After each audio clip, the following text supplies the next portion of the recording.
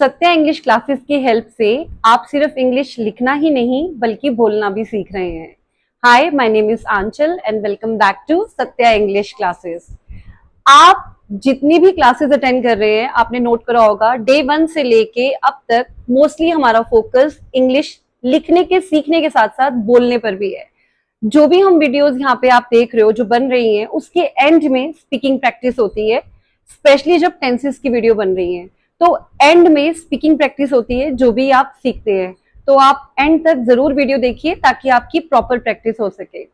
अब आज जो हमारा टॉपिक है वो है सिंपल पास्ट टेंस, और आइए उसको सीखते हैं। Simple past tense actually it is divided into two parts. एक पार्ट में आपको करा चुकी हूँ जो विद एक्शन होता है, वो मैं आपको करा चुकी हूँ। आज की क्लास में हम सीखेंगे वॉज और वर का यूसेज। वॉज और वर का मतलब होता है था, थे, थी। वॉज आता है एक के साथ, वर आता है ज्यादा के साथ। और जब भी हम वॉज वर का यूज करते हैं उसमें एक्शन नहीं आता, मतलब वर्ब नहीं आता। जैसे ईट, एट, इटन, ये हमारी थ्री फॉर्म्स ऑफ वर्ब है, तो हम पास्ट टेंस में जो सेकंड फॉर्म लेते हैं वो नहीं आएगी इसमें। इस चीज का आपने ध्यान रखना है। This is the difference. For example यहाँ पे कोई एक्शन नहीं होगा। जैसे कि एग्जाम्पल है, इसके एंड में आपको सेंटेंस के ना था, थे, थी दिखेगा। जैसे हर सेंटेंस के एंड में खाना स्वादिष्ट था। अब यहाँ पे देखिए था आ रहा है, खाना स्वादिष्ट था। ठीक है, अब यहाँ पे कोई एक्टिविटी तो नहीं हो रही, ईट, स्लीप, ड्रिंक, ऐसा तो कोई वर्ड नहीं आ रहा। तो यहाँ पे हम क्या बोलेंगे इंग्लिश में? सबसे पहले खाने की इंग्लिश आएगी द फूड। अब वो टेस्टी था, खाना देखो सिंगुलर टर्म है तो हमने यहाँ पे लिया वॉज, क्योंकि एक के साथ वॉज आता है और ज्यादा के साथ वर। द फूड वॉज, स्वादिष्ट को हम क्या बोलते हैं? डिलीशियस। वैसे स्वादिष्ट के हमारे पास और भी सिनोनिम्स हैं। आप स्वादिष्ट को डिलेक्टेबल भी कह सकते हो, स्क्रम्शियस भी कह सकते हो, माउथ वाटरिंग भी कह सकते हो, लिप स्मैकिंग भी कह सकते हो। There are many beautiful words which can be used instead of tasty और डिलीशियस। वो आपके ऊपर है, आप क्या यूज करते हो। तो खाना स्वादिष्ट था, द फूड वॉज डिलीशियस। अब ये जो सिंपल सेंटेंस है इसे हम बोलते हैं पॉजिटिव सेंटेंस या अफर्मेटिव सेंटेंस। ये मैं कई बार बता चुकी हूँ। अब मुझे इसी का नॉट वाला बनाना है। खाना स्वादिष्ट नहीं था, नहीं आ गया। जब भी नहीं आता है वो नेगेटिव सेंटेंसेस होते हैं। ठीक है, तो नहीं के खाली नहीं आएगा। अब ये जो हमारा वॉज है, हेल्पिंग वर्ब है, इसी के साथ हम नॉट को लगाएंगे, वॉज नॉट। ठीक है, तो यहाँ पे हमारा सेंटेंस क्या बनेगा? खाना स्वादिष्ट नहीं था, the food was not delicious. ये एज इट इज रहेगा, बस वॉज के साथ आपको क्या लगाना है? नॉट। आपको वॉज के साथ नॉट लगा देना है। ये बन गया हमारा नेगेटिव सेंटेंस। नेक्स्ट है क्या खाना टेस्टी था। अब हम क्वेश्चन भी पूछते हैं, वो होते हैं इंट्रोगेटिव सेंटेंसेस। क्या खाना टेस्टी था?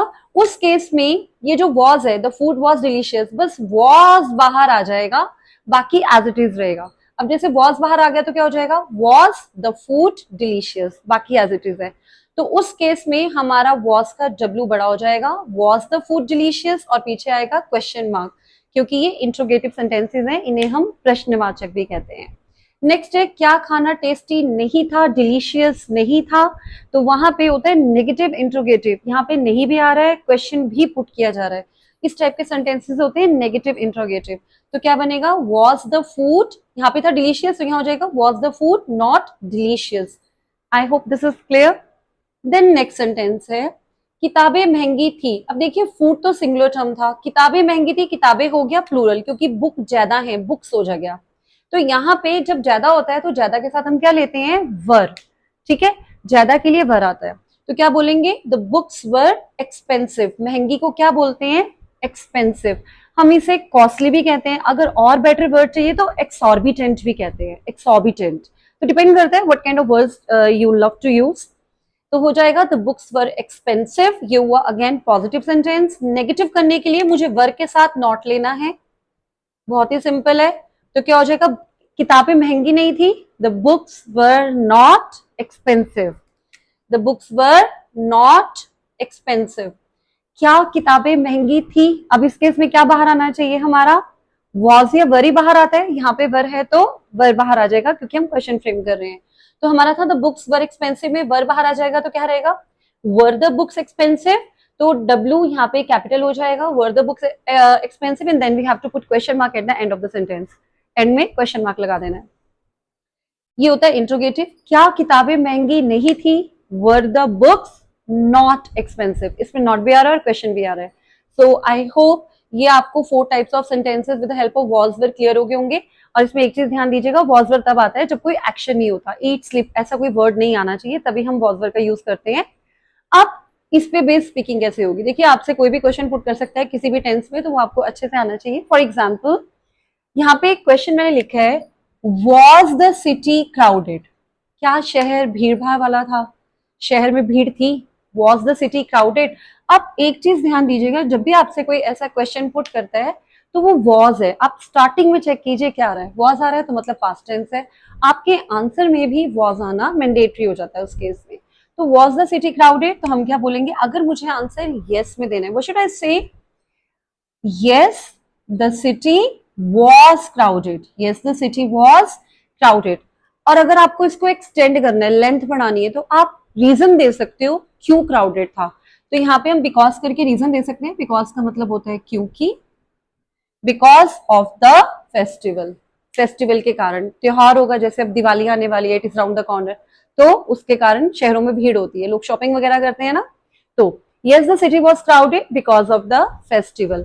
अब अगर मुझे सपोज नो में आंसर देना है तो मैं क्या बोलूंगी, no the city was not, मुझे वॉज का ही वॉज नॉट लेना है, जैसा मेरा क्वेश्चन है वैसे ही मेरा आंसर चल रहा है, इसका ध्यान दीजिएगा।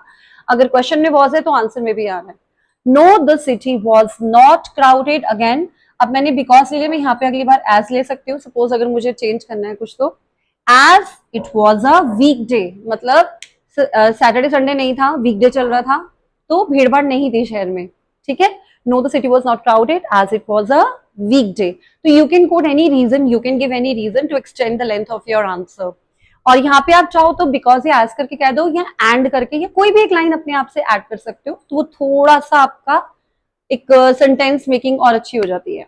देन नेक्स्ट यहाँ पे क्वेश्चन है, वर द स्टूडेंट्स बिजी। अब ध्यान दीजिएगा ये क्वेश्चन वर में है, प्लूरल फॉर्म में है। अब इसको साथ साथ प्रैक्टिस करें, देखिए आपको आया नहीं आया, होपफुली आ गया होगा। Were the students busy, how can we answer this one, क्या आंसर होना चाहिए, जैसा क्वेश्चन वैसा ही आंसर। तो क्या होगा अगर मैं यस में आंसर करूंगी, यस द स्टूडेंट्स, वर है तो वर आ जाएगा, वर बिजी। अच्छा बिजी को भी हम क्या क्या बोल सकते हैं, engrossed, preoccupied, occupied, engaged, there are certain synonyms। तो yes the students were busy, again यहाँ पे अगर मुझे रीजन देना है तो मैं क्या बोल सकती हूँ, अब बच्चे बिजी थे, क्या हमारा क्वेश्चन है क्या बच्चे बिजी थे, हाँ बच्चे बिजी थे, रीजन क्या होगा, क्योंकि उनको कोई काम मिला होगा कंप्लीट करने के लिए, तो हम यही बोलेंगे yes the students were busy because they had to finish the assignments, उन्हें अपनी असाइनमेंट्स फिनिश करनी थी इसीलिए वो बिजी थे। Got it. तो इसे पूरा एक फ्लो में कैसे बोलेंगे, yes the students were busy because they had to finish their assignments. पूरा बोलने की कोशिश किया कीजिए, एक तो करेक्ट भी होगा प्लस आपका फ्लो भी बनेगा। अगर मुझे सपोज नो में आंसर देना है तो मैं क्या बोलूंगी, know the students were not busy. मेरे आंसर में भी वर आएगा, इसका ध्यान रखना, जैसे यहाँ पे आया था, no the students were not busy। अब क्या हम रीजन कह सकते हैं, क्योंकि आप कह सकते हो, कोई भी एक रीजन आप यहाँ पे डाल सकते हो, क्योंकि बिजी नहीं थे क्योंकि उनकी छुट्टियां चल रही थी, ठीक है, because they were on summer break, because they were on summer break. So like this, past में ही एक्सटेंड करना है अपने आंसर, उसका एक्सटेंशन भी पास्ट में होना चाहिए।